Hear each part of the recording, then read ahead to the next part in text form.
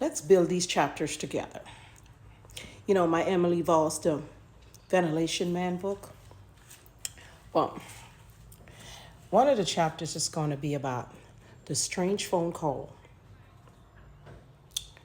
During the same time frame, Emily got a phone call from a coworker, somebody who Emily rarely speaks to. Um, and he's praising Emily about her books. Says, "Oh, we read your books. They're great." That's one of the chapters. Don't forget, this is science fiction. And the person, that's another manager, by the way. Let's call him Mr. J. And he wants to know how Emily writes. So Emily went on to brag, "Oh, it's real easy. I have these really great ideas. And I got this really cool AI. And I go home after sitting down thinking about things, and I plug it into AI, and then AI helped me write all my chapters." He said, "Oh, you're doing great. How you feel about writing one for me?" And he goes on to tell me about his life as a child. I said, "I think that would be great. It would be inspirational for young men that wants, to see how far you came." So Emily agreed. But as Emily walked out and went for her little, you know, 20-minute stroll on her break, Emily got this spidey sense that that's not a real call. It's not a real book. It's an inquiry. So, oh, okay. And then, of course, they wanted to know who published Emily's books, etc.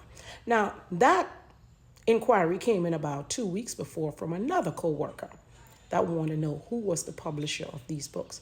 Now, Emily sensed, why is people keep asking about these books and who published them? So she never answered that co-worker. That was a female. So Emily got this sense. Test your theory. Go back and tell Mr. J you're going to charge for that book and how much, because since you're doing all the work. Mr. J never got back to Emily. That's one of the chapters. Let's see. Another chapter. The office setup. That must have been the command center. You see how this book is building itself? That's why I like to write fiction. So, one of Emily's supervisors decided he's going to take an office a little down the way, put a complete different lock on it that's only available to certain managers. When Emily inquired, he gives her the runaround. I don't know. I keep building these goddamn chapters in this book, and the more I build, the more twist and turn I get. But this one is going to be a doozy.